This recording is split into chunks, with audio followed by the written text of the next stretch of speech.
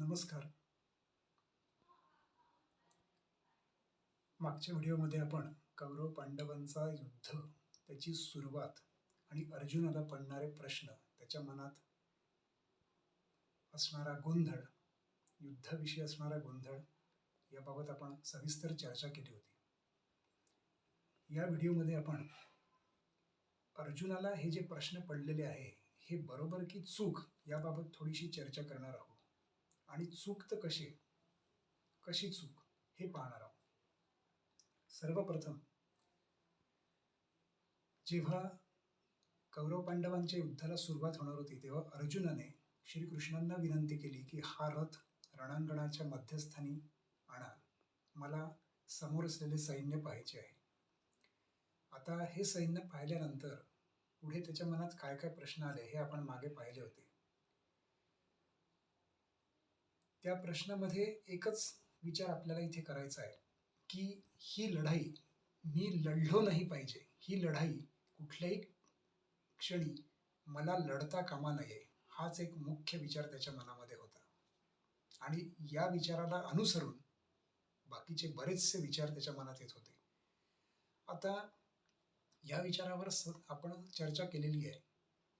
नेमकं लढाई न लढण्यामागे त्याचे जे कारण होते, हे कसे चूक आहे, हे आपण या व्हिडिओमध्ये थोडक्यामध्ये पाहणार आहोत.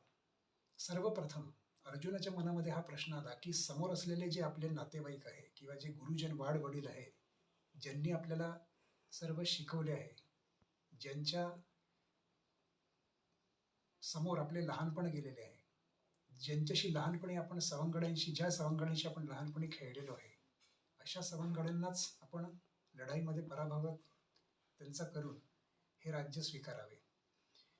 प्रश्न असा निर्माण होतो की अर्जुन हा एक मोठा योद्धा होता, याबद्दल वादच नाही. परंतु कितीही झालं तरी प्रत्यक्ष भगवान आणि सामान्य मनुष्य याच्या विचारसरणीमध्ये हा कसा फरक आहे इथे दिसून येतो. अर्जुनाला असे वाटून राहिले आहे की मी लढाई लढत आहे आणि माझ्या हातून जर हे सैन्य पराभवित होईल किंवा या सैन्याचा पराभव झाला तर उद्या जाऊन मला पश्चातापाची भावना येईल.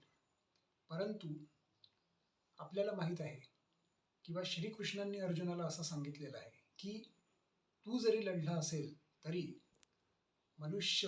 पृथ्वीवर येणारा प्रत्येक मनुष्य हा जसा जन्म त्याचा होईल तसा त्याचा मृत्यूसुद्धा ठरलेला आहे. आज तू जरी समोरच्या सैन्याचा पराभव केला नाही तरी सुद्धा काळानुरूप ते मृत्यू पावणारच आहे, काळ त्यांना ग्रासणारच आहे. आणि काळ हा असा आहे की प्रत्येकाला काळ हा ग्रासणार म्हणजे ग्रासणार. आता एखाद्याला आपण मारो अथवा न मारो हा प्रश्नच इथे निर्माण होत नाही. प्रत्येकाचा काळ ठरलेला आहे, त्याच्या कर्मानुसार त्याचं जीवन ठरलेलं आहे, त्याचा जीवनकाळ ठरलेला आहे. तेवढे वर्ष तो जगेल आणि त्याच्यानंतर त्याचं जीवन हे त्याच्या कर्मानुरूप जर पूर्ण झालं, या जन्मीचं त्याचे सर्व इती कर्तव्य पूर्ण झाले, तर तो निश्चित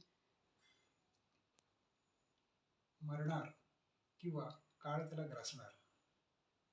त्याच्यामुळे श्रीकृष्णाच्या मते अर्जुनाच्या मनात येणारा पहिला विचार हा अतिशय चुकीचा होता. याचं कारण असं आहे की अर्जुन इथे हे समजत होता की मी स्वतः त्या सैन्याला मारणार आहे, परंतु अर्जुन हा मारणारा किंवा न मारणारा होऊ शकत नाही. याचे कारण असे आहे की समोरच्या सैन्याचा जर काळ संपला किंवा समोरच्या सैन्याच्या मधील जे काही लोक आहेत त्यांचा काळ जर संपला असेल तर ते तसेच मरणार आहे.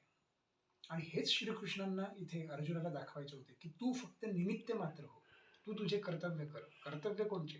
तर तुझे कर्तव्य हे क्षात्र धर्माचे आहे, लढाई करणे हे तुझं पहिलं कर्तव्य आहे. परंतु अर्जुनाच्या मनात नेमका उलटा प्रश्न येत होता की मी लढाई का करावी. आता ती का करावी याबद्दल आपण इथे पाहणार नाही, आपण आधीच्या व्हिडिओमध्ये पाहिलेले आहे. म्हणजे एका अर्थाने अर्जुन त्याच्या कर्तव्यापासून वंचित होत होता आणि श्रीकृष्णांना नेमके हेच अमान्य होते. कारण कर्तव्य करणे हा प्रत्येक मनुष्याचा धर्म आहे. आणि आपले जर कर्तव्य आपण मुद्दाम होऊन त्यापासून आपण वंचित होत असू, तर आपण आपला धर्म निभवत नाही आहे आणि देवाला नेमके हे मान्य नाही आहे. त्याच्यामुळे ही पहिली चूक श्रीकृष्णांच्या मते अर्जुनाची होती. आता अशा बऱ्याचशा गोष्टी आहेत, बरेच तत्वज्ञान याच्या मागे आहे, की अर्जुन नेमका कसा विचार करत होता, कशी त्याची विचारसरणी चुकीची होती, हे श्रीकृष्णांना इथे सांगायचे होते. आणि कुठल्याही तऱ्हेने त्याला लढाईस परावृत्त करायचे होते. त्यामुळे आपण हा विचार इथे पाहिलेला आहे. आता इतरही विचार कसे चुकीचे आहेत आणि श्रीकृष्णांनी नेमके त्याच्यावर कशी उपाययोजना केलेली आहे हे आपण पुढच्या व्हिडिओत पाहणार.